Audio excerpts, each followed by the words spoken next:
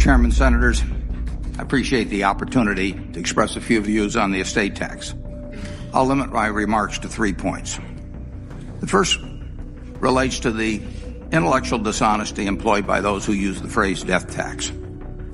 This term is clever, it is Orwellian, and it is, if you'll pardon the expression, dead wrong. More than 2.4 million Americans will die this year. About 12,000 of them will leave an estate that will be taxed. That means that 99.5% of estates will be tax-free. You would have to attend 200 funerals to be at one at which the decedent's estate owed a tax. Indeed, far more people who die receive a large tax benefit, namely a stepped-up basis on appreciated assets. If people insist on renaming the estate tax, it would be more appropriately labeled the death present. The second point I would like to make is that in a country that prides itself on equality of opportunity, it is becoming anything but that as the gap between the super-rich and the middle class widens in dramatic fashion. Here are a few figures on the Forbes 400. 20 years ago, 1987, it took $220 million to make the list.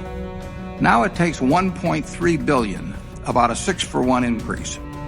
The total wealth of the list in 1987 was then $220 billion. Now it's $1.54 trillion, exactly a 7-for-1 increase.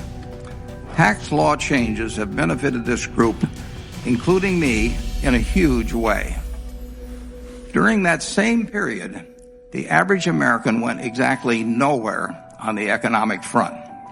His income went from a median $26,061 to $48,201, almost exactly the increase of the CPI during the 20 years. He's been on a treadmill while the super-rich have been on a spaceship.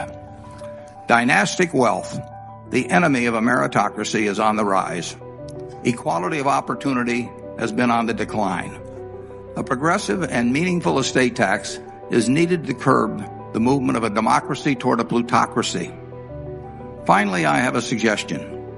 Estate taxes now raise about $24 billion.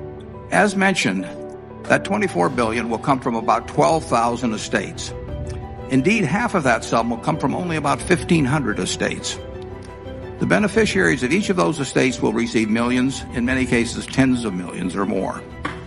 One point you never hear from proponents of estate tax elimination is whom they would get the $24 billion from if they didn't get it from the 12,000 largest states. They just say, free us. They don't say who to further shackle. Here's the suggestion. Keep the estate tax in its $24 billion. Then take a look at the bottom fifth of America. There are 23 million households in the United States with $20,000 or less of income. Many are paying payroll taxes that now total 15.3%. That 15.3% alone is more than the rate on dividends or capital gains and more than the rate on carried interest. Let's give those 23 million households a $1,000 annual credit. Every dollar of such a credit would affect real change in the lives of the 50 million plus people residing in the 23 million households. Yet the cost of this would be less than getting rid of the tax on the 12,000 estates. 50 million people would be helped in a material way. The beneficiaries of the 12,000 estates would still receive what looks like a fortune to almost all Americans. Leona Helmsley's dog, Trouble, reportedly is inheriting $12 million.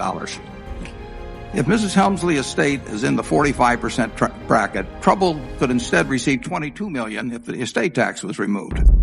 Alternatively, just from Trouble's share of the Helmsley estate tax, 10,000 families making less than $20,000 annually could receive $1,000 each to make their lives a bit better. Even though Trouble probably heard Leona say, quote, only the little people pay taxes, end quote, I don't think he would mind the estate paying $10 million in order for him to get his $12 million. We need to raise about 20% of GDP to fund the programs the American people want from the national government. Further shifting of this requirement away from the super-rich is not the way to go. Thank you, Mr. Buffett.